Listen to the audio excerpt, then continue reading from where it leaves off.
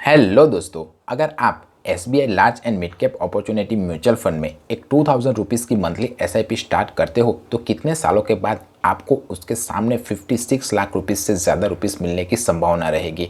आपको कितने परसेंट का रिटर्न्स हर साल एक्सपेक्ट करना चाहिए, तब जाकर आप 56 लाख रुपीज़ कमा पाओगे। तो इन सभी क्वेश्चन का आंसर आज के इस वीडियो में मैं आपको देने की कोशिश कर दूंगा। तो सबसे पहले हम ये जान लेते हैं कि ये एसबीआई का large and mid cap opportunity mutual fund का फंड ऑब्जेक्टिव क्या है। तो एक large and mid cap category का म्यूचुअल फंड है, यानी कि ये इन्वेस्टरों के पैसे को शेयर मार्केट की 1 से लेकर 250 के बीच में आने वाली कंपनियों में ही निवेश करेगा। अब टॉप कंपनियों में निवेश करने के कारण ये जो म्यूचुअल फंड है वो कंपैरेटिवली स्मॉल कैप और सेक्टर फंड की तुलना में थोड़ा कम रिस्की है, तो उसके हिसाब से इसका रिटर्न्स भी हमें कम देखने को मिलेगा।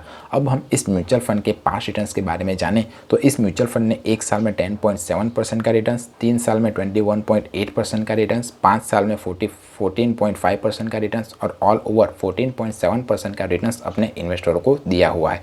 और इसने अपने कैटेगरी एवरेज को 3 साल 5 साल में बीट किया हुआ है। तो इससे आप ये जान सकते हो कि अगर आप इस म्यूचुअल फंड में इन्वेस्टमेंट करना चाहते हो तो लॉन्ग टर्म के लिए करिए। लॉन्ग टर्म से मेरा मतलब है 5 साल या उससे ज़्यादा के लिए, तभी कंपाउंडिंग इंटरेस्ट का इफेक्ट आपको अपने निवेश किए मनी पर देखने को मिलेगा।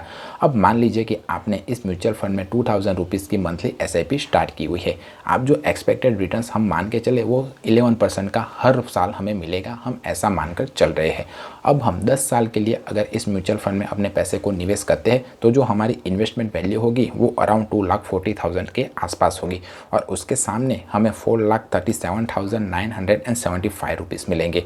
अगर हम अपनी इन्वेस्टमेंट को 10 साल से 20 साल तक कंटिन्यू करें तो जो हमारे इन्वेस्टेड वैल्यू होगी वो अराउंड 4,80,000 के रुपीज़ के होगी और उसके सामने हमें 17,47,146 रुपीज़ मिलने की संभावना रहेगी। और अगर हम और फर्दर 30 ईयर तक अपनी एसआईपी को कंटिन्यू रखते हैं और मंथली हम सिर्फ 11% का ईयरली हम रिटर्न्स एक्सपेक्ट करके चले तो हमारी जो इन्वेस्टमेंट होगी वो अराउंड 7,20,000 के आसपास होगी और उसके सामने हमें 56,60,456 रुपीज़ मिलेंगे। तो अगर आप एक 2000 रुपीज़ का 56 लाख रुपीज़ से ज़्यादा बनाना चाहते हो तो आपको 30 सालों तक मिनिमम अपने इन्वेस्टमेंट को करना पड़ेगा। पर हमने इसमें एक थोड़ी सी ट्रिकी कॉन्सेप्ट लिया हुआ है। हमने जो यहाँ पर रिटर्न्स लिया हुआ है वो फिक्स लिया हुआ है। हम ये जो म्यूचुअल फंड है वो एक इक्विटी म्यूचुअल फंड है, यानी कि ये शेयर मार्केट के ऊपर टोटली डिपेंडेबल है। तो ये म्यूचुअल फंड हर साल आपको 11% का रिटर्न्स लाकर देगा, इसकी कोई गारंटी नहीं है। अगर मार्केट अच्छा रहा तो ये म्यूचुअल फंड आपको 11% से ज़्यादा रिटर्न्स भी लाकर दे सकता है, पर अगर मार्केट ख़राब रहा तो ये म्यूचुअल फंड आपको 11% से कम रिटर्न्स भी लाकर दे सकता है। तो इसीलिए मैं कह रहा हूँ कि आप जितना हो सके उतना टाइम आप अपने इन्वेस्ट किए मनी पर दो, तभी कंपाउंडिंग इंटरेस्ट का इफेक्ट आपको अपने निवेश किए मनी पर देखने को मिलेगा। दूसरा जो इम्पोर्टेंट पॉइंट है वो है इन्फ्लेशन। इन्फ्लेशन यानी कि महंगाई। हमारे निवेश किए पैसे पर महंगाई का भी सीधा असर देखने को मिलेगा, क्योंकि जो महंगाई है वो हर साल 4 से लेकर 8% के बीच बढ़ती रहती है। तो अगर मान लीजिए कि आज से 10 साल पहले जो 1 लाख रुपीज़ की वैल्यू है वो आज के टाइम में कितनी है वो आप मुझे कमेंट करके बता सकते हो, और कैसे कि आज के टाइम में आप 1 लाख रुपीज़ में क्या खरीद पाओगे और 10 साल पहले क्या खरीद पा रहे थे वो आप मुझे कमेंट करके बताइए। तो 30 सालों के बाद हमें जो 56 लाख रुपीज़ मिलने वाले हैं उसकी वैल्यू क्या होगी उसे भी हमें कैलकुलेट करना पड़ेगा विद द इन्फ्लेशन।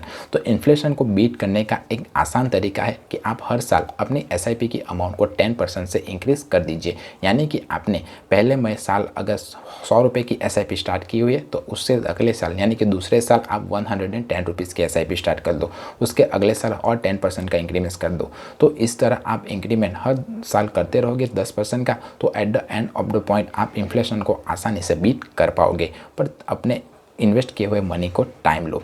तीसरा जो इम्पोर्टेंट पॉइंट है वो है टैक्स। आज short term capital gain tax 15% का और long term capital gain tax 10% का आपकी इन्वेस्टमेंट अमाउंट पर आपको देना पड़ता है।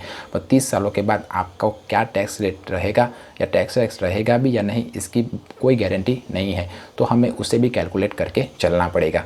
तो अगर आप इस SBI के large and mid cap opportunity mutual fund में अपने इन्वेस्टमेंट को स्टार्ट करना चाहते हो तो इन बातों का ध्यान ज़रूर रखिएगा।